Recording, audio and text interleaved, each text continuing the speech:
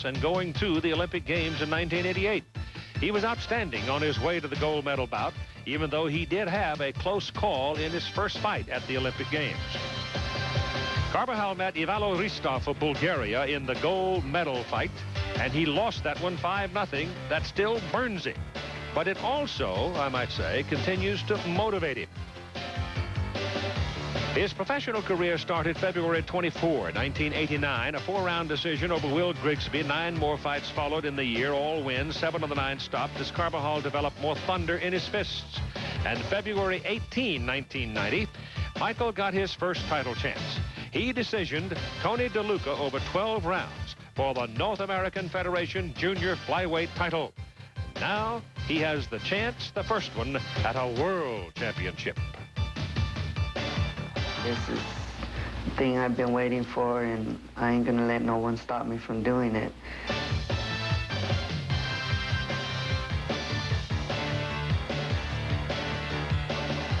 His record is 14-0, 8 KOs. He's ranked first by the IBF, second by the WBC and WBA.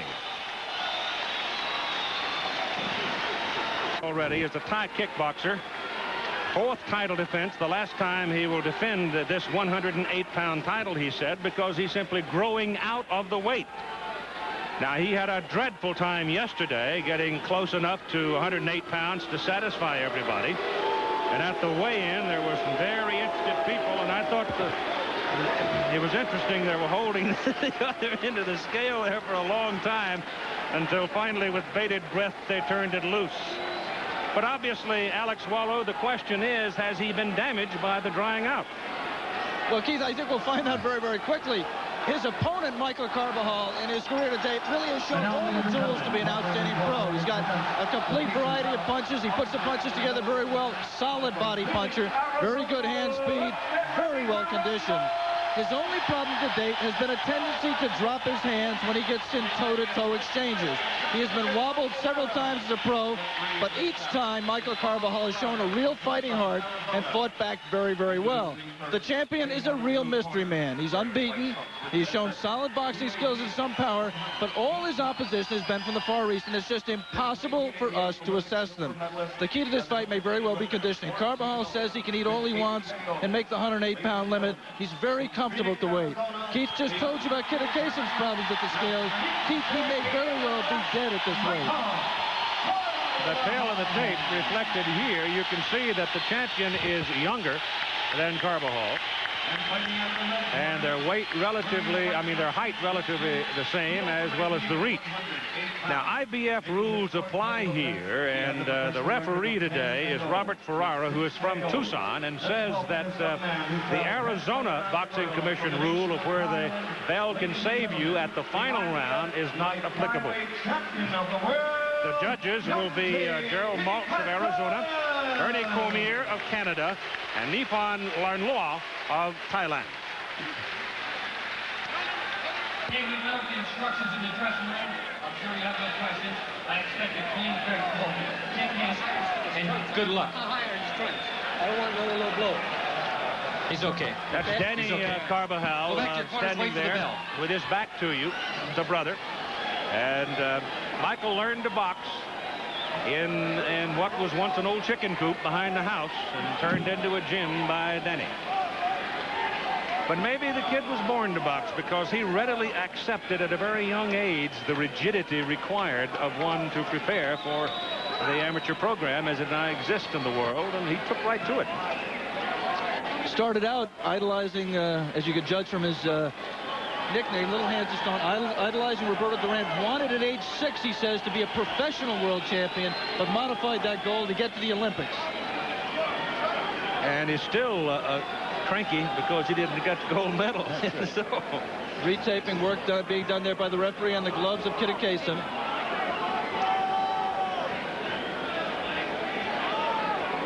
The North American Boxing Federation title won from Tony Bazooka DeLuca by Carbajal. I'm not even going to try to tackle some of the people, the names of some of the people that Kittikasem has defeated, because I simply can't pronounce their name. and I readily admit it. As a matter of fact, Kittikasem is not the real name of the fighter from Thailand. Now, he's the one with all of the writing all over his trunks. The plain white trunks belong to Michael Carbajal. But his real name is Nathavud Jantavimo. Sounds like a joke that somebody would change it to Muangthai Kittikasem, but it's the truth. Well, Muangthai is City of Victory, loosely translated, means that. Kittikasem is the name of the training camp. It's from a club. You see the body of Kittikasem there, Keith. It is warm in here. He doesn't have an ounce of sweat on him, and that may mean that he's dehydrated, although the weigh-in was yesterday, and he has had time to rehydrate himself. In fact, he probably has had time to put on a lot of pounds. Yeah, he might be 115, 117 pounds by now. But Danny Carbajal was there, and he agreed to whatever excess there might have been. Keep your head off the head. Here, the Thai kickboxing background will slip in there once in a while, even to the point of an occasional backhand. You might say, Keith, that the reason Kittikasem is so dry is because he didn't warm up properly, but Bob Yalen of our crew who was in the dressing room says he boxed 3 rounds in the dressing room, so he just may be just dehydrated. He still doesn't have any water in his body.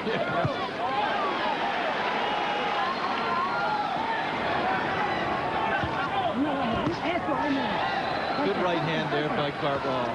That's when you know a fighter's going to make the transition. One of the keys to making a transition from the amateurs. If you can sink a right hand to the body like Michael did, that's a big, big hit. Oh, good, straight right lead, too. Another right hand lead. I'm a little surprised at the way Kittikasem's fighting, Keith. He's shown as in his previous title defenses that he is capable of outstanding lateral movement. And I thought that he would be much more careful and conservative coming in here, but he's been very stationary. Yeah, if he's going to stand right in front of Carbajal, he is not going to win this fight. I don't think. It'll surprise me if he does. It's going to take some lateral movement.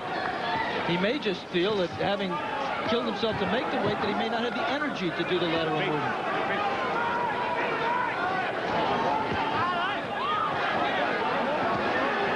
Jab there by Kittikasem. Good popping left hand by the Thai boxer.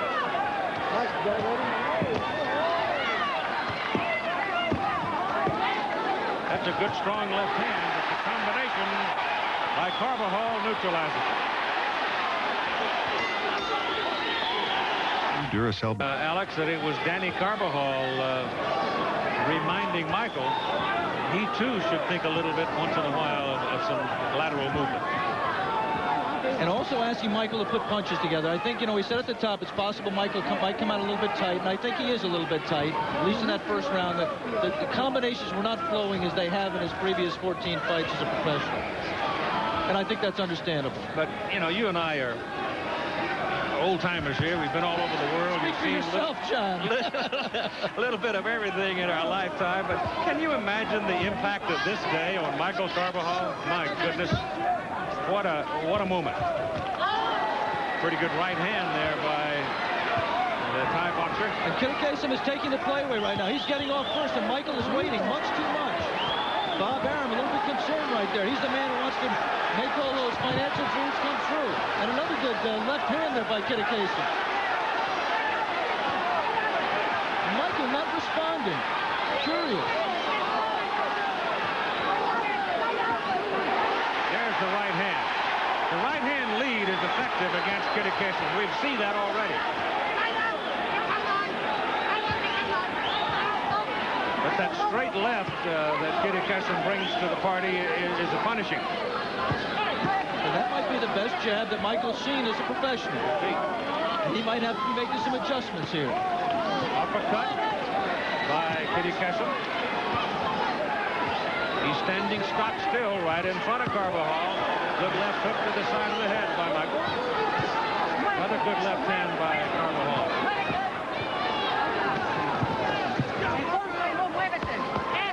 Hard right hand by Kittikasem. I mean, a wicked right, but Carbajal took it and stood. Michael shot a left hand to the Kittikasem body. It was actually below the belt. Kittikasem didn't blink and drilled that hard punch of his own.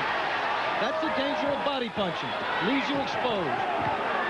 Right hand again by the Thai boxer. The champion is from Thailand. A combination by Carbajal brings the crowd up. Combinations, and particularly the right hand lead, the most effective tools of Michael Carbajal, and there's that right again. Kittikasem is staggered, sags back against the ropes, and Carbajal lost control, got wild. He's going to miss him if he doesn't settle down. Kittikasem appears to have shaken off the effects of the punch.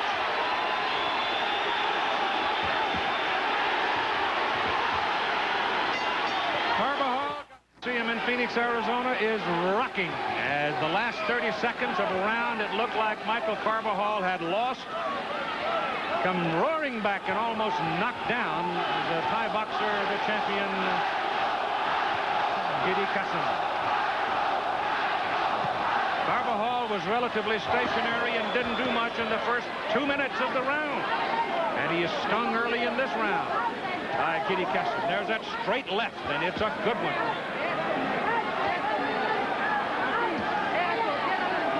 You said Keith stung. Michael was hurt, not hurt. Hit very hard in the beginning of the last round, but he finished the round, and of course the adage is that's what the judges remember. Andy Carbajal, who is wound tighter than any spool of thread you'll ever see right now. I'll tell you, it was great when Michael came back in the corner last round. Danny was screaming at him, "Don't get excited! Don't get excited!" He's trying to calm Michael down, and he's ricocheting off the wall himself. Michael got wild in the last 30 seconds. He had really had Kittikasem in trouble and just simply got a little wild and never really put anything else on him.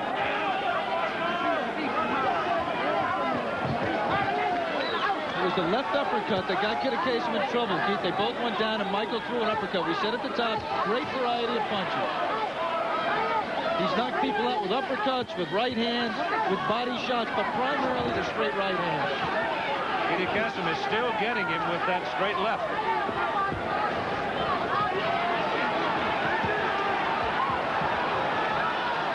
And that was a real good jab that he put on him there, Keith. He might have turned that one over a little bit because Michael just a little bit of movement in him. I think it's safe to say, with a minute left in round 3, that Kittikasem is not one of these Oriental imports that just completely falls apart. He is hung in. He's a competent professional fighter. Whether he's going to win the fight or not, I don't know. But we've seen many fighters come out of the Orient who come over here and just don't have it at all. They got crazy ratings. This kid can fight. Yeah, you go over there, and sometimes you run into an unknown in some of those countries. It's like putting a tornado in a sack. But when they come over here, so many times they'll freeze and not deliver.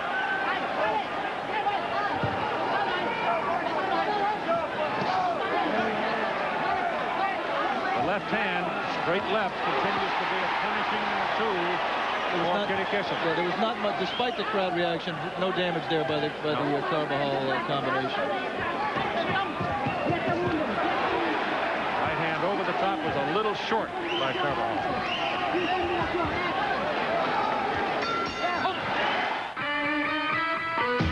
International Boxing Federation Junior Flyweight Championship. The young man to your left there with the writing on the front of his trunks is the champion, Kittikasem of Thailand.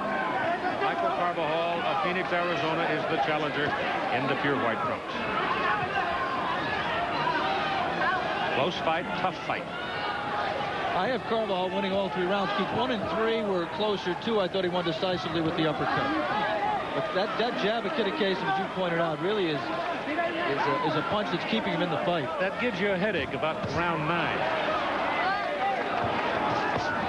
Good left to the body by Carbajal. I was just going to say he hasn't done as much body punching as I thought he would. That time, according to the referee, and correctly so, he went a little bit south of the border. Robert Ferraro of Tucson is your referee.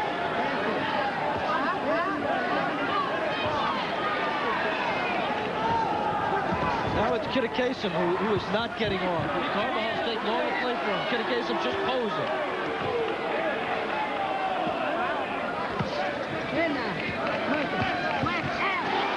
Good right. challenger, Marion Manuel Carbajal.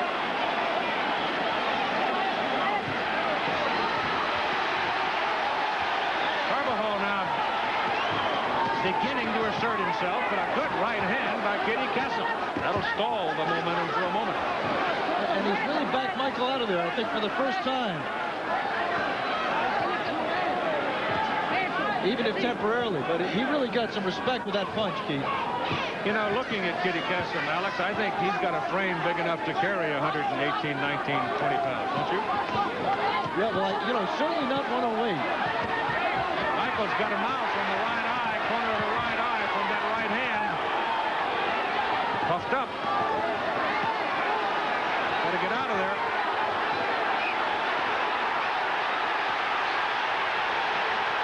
A lot of punches, but no damage there, despite the crowd again.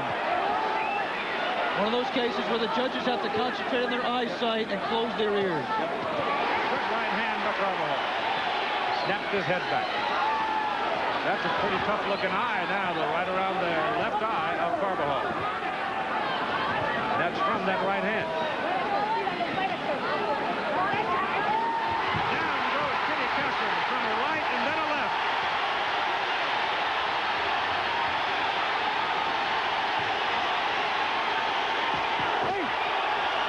Okay. Carbajal again getting wild. Again, it comes late in the round. Kasem is down again. Back into the rope, but the 3 knockdown doesn't apply. And the count, he called it a knockdown. Kittikasem bounced over the ropes. The referee called it a knockdown. The bell will ring now because the round is over. There will be no more punches. Kittikasem is bleeding from the nose. Well, it was a sudden explosion from Carbajal that sent the Thai champion reeling. Here's the first knockdown, Keith. Right hand on the chin, left behind it. And that's what makes Michael special, is the combination. The itch of the right hand, he immediately instinctively put something behind it. And then in the closing seconds of the round, Kittikasem trying to get out of trouble, off balance. Michael hit him with a punch, took advantage of his lack of balance. You saw that Kittikasem did not actually hit the canvas with anything except the soles of his feet. Technically, the referee, Bobby Ferrara, did not have to call it a knockdown. He chose to, gave him an 8 count in the bell round. Don't worry about the real super guy. Trying to rub down the swelling around that left eye of Carbajal. Round 5, and the Coliseum is a madhouse as the home folks are rooting for Michael Carbajal to put away the champion. But Kittikasem has already shown you he is resourceful. Just when that eye of Michael Carbajal started to get us distracted, Keith, he was resourceful enough to, to put some punches together and really hurt the champion. When it looked, again, Kittikasem hurt. He's a gamer. He is a major gamer.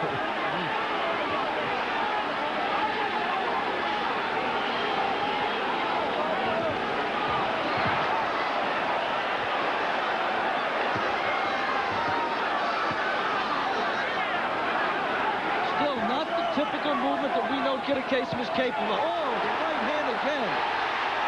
Kittikasem is dropping his hands on the inside, and Michael Carbajal is making him pay. He hurt him to the body. He hurt him to the body. Danny is up, waving to Michael. Get him, pin him, pin him. Kittikasem is in trouble.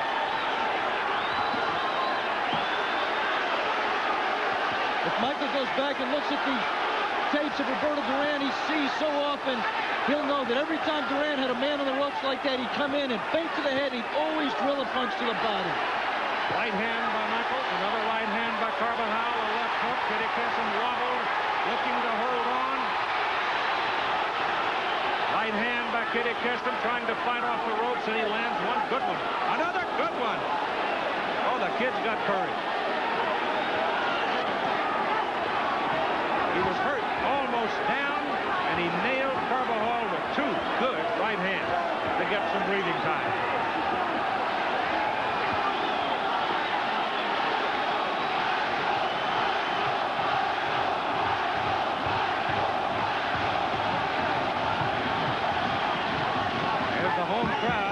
get that extra adrenaline in you, out of you.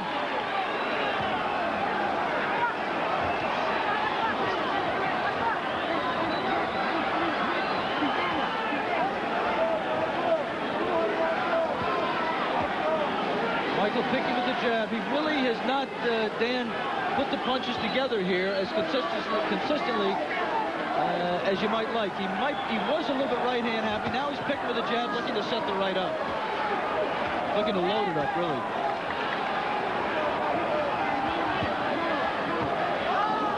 The third big right hand in this round by Kittikasem. And give him credit. He's come over here. He's not winning the fight on our scorecard, but he's hung very tough. Long trip. Factor of stamina. Kittikasem hammered, but saved the ship from sinking in that round with 3 big right hands. He had to dry out yesterday. He had to lose a lot of weight over the last 5 days. International Boxing Federation Junior Flyweight Championship, a 12-rounder. The champion is from Thailand, Muangthai. Kittikasem against Manuel Carbajal, Michael Carbajal, whose parents Manuel and Mary barely able to contain themselves here at ringside. Manuel does a much better job than Mary does. Yes, he does.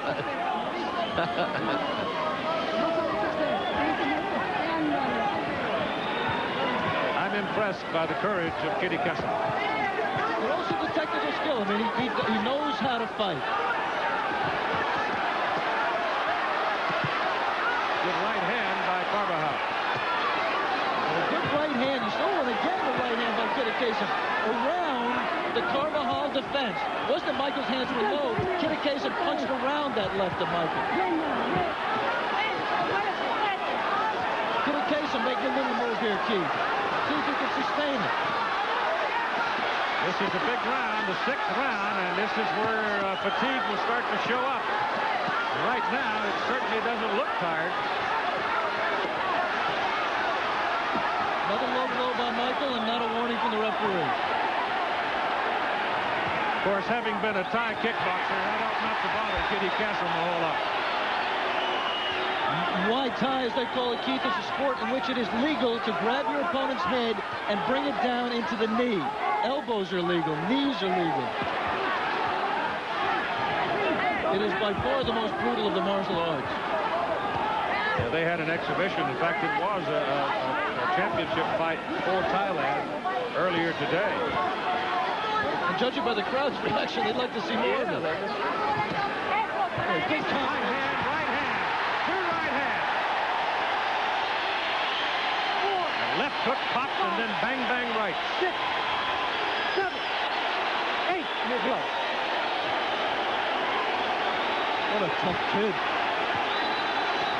But again, it comes late in the round. Oh, that right hand stiffened him. Another right hand. He might have time. Nope. He's going to get away again. Into this round, we're taking a station break. Kittikasem is in trouble, but he survives it. It's one of the most technological. We go to round number 7. Kittikasem survived it, but he's in trouble early this time from the left hook and 2 rights, and this one may be just about done. It's over.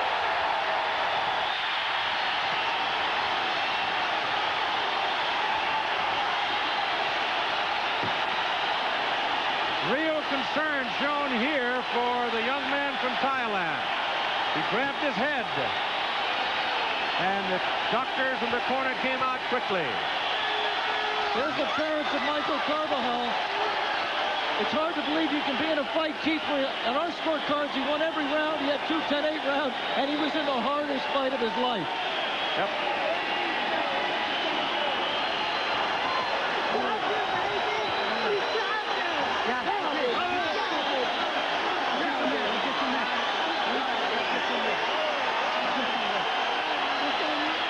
Let's take a look at the knockdown that caused the referee to stop it. inside right uppercut by Michael on the right of your screen. Then the left uppercut. I think Kittikasem, if I can judge by his reaction after the knockdown, I think that second punch did damage to his eye. And that's why he was holding his head. There's a reaction in the corner by oldest brother, Danny Carbajal. All the sweating and all the work in that little gym on 9th Street has finally produced a world champion. 9th and Fillmore, in the heart of the Phoenix barrio, has its hero, has its world champion tonight. And Michael Carbajal is not a young man who lets his emotions show very easily. He's very quiet, seems very reserved. He says he's not shy with people he knows, but it's easy not to be shy with people you know. But he showed a lot of emotion there. A battering in the last minute of the 6th round. Kittikasem had not recovered from it. He came out and the right uppercut, left uppercut, right over the top. And he's got his first world title. The decision now, the ring announcer, Michael Buffer, coming up in just a moment. That doesn't mean you have to be quiet. Of course, that's an academic thing because Kittikasem was knocked out by Michael Carbajal. Ladies and gentlemen, here's the official time. Referee Bob Ferreira steps in and calls a halt to this bout. At 14 seconds of the 7th round, the winner by TKO, the first 1988 Olympic medalist to win a world title from Phoenix, Arizona. Las bonitas de Piedra, Michael Carbajal. But let's clear up into the ring now and go to Alex Wallow. You fell short in Seoul in 1988 in one fight on a very tough decision. You didn't take any chances with the decision here. On our scorecards, you won every round to become a professional world champion. Hey, I trained very hard for this fight, and hey, I was in the best condition. I felt real strong. I give Kittikasem a lot of credit. He was very strong. He kept getting up, and he was a strong puncher, like they said. But I was in such good condition, nothing was going to stop me. Michael, let's go back to the beginning of the fight. How long did it take you to relax in the fight? Did you start out a little bit tight? No, not really. I just, try to feel him out, see how he was. I thought he was going to come in very aggressive. Like the last 2 rounds, he came in aggressive. That's how I thought he was going to come in. So I just planned to box, but he didn't. So I just boxed a little bit down. He told me to move around and box him. It seemed in the 2nd round you hurt him and let him get off the hook a little bit, but in the final round, you didn't. You finished him. Yeah, Danny told me, go straight to the body from this round. Go straight to the body, and you're going to stop him. So I took a couple of body shots, and then I just seen him with his hands in that uppercut. I go, here comes that uppercut, and bam! And he just fell back down after a right hand. Michael, congratulations to you. You've given a message to the American public. Think small. Terrifically exciting fight, and congratulations. Oh, thank you very much. I'd like to thank Top Rank and the Kittikasem people and also ABC for putting us on the show and showing that the flyweights are just as good as the heavyweights. Thanks, Michael. Michael's knockout victory and world championship gives us an opportunity to show you another terrific fight that happened here on Schlitz Professional Boxing several weeks ago. It was Mark Breland defending his WBA welterweight championship. A kid from Brooklyn, the champion, fighting Aaron Davis, a kid from the Bronx, an inner-city, New York City rivalry. I didn't think it would make that much of a difference in the intensity of this fight. I really thought Breland would beat Aaron Davis quite easily, but as it turned out, it was quite different. The action got off to a surprising start right from the bell in round 1. Live for the WBA Welterweight Championship, Mark Breland and Aaron Davis. And you can't miss Davis with the red and blue sequin trunks. Must have raided Hector Camacho's closet to find those trunks.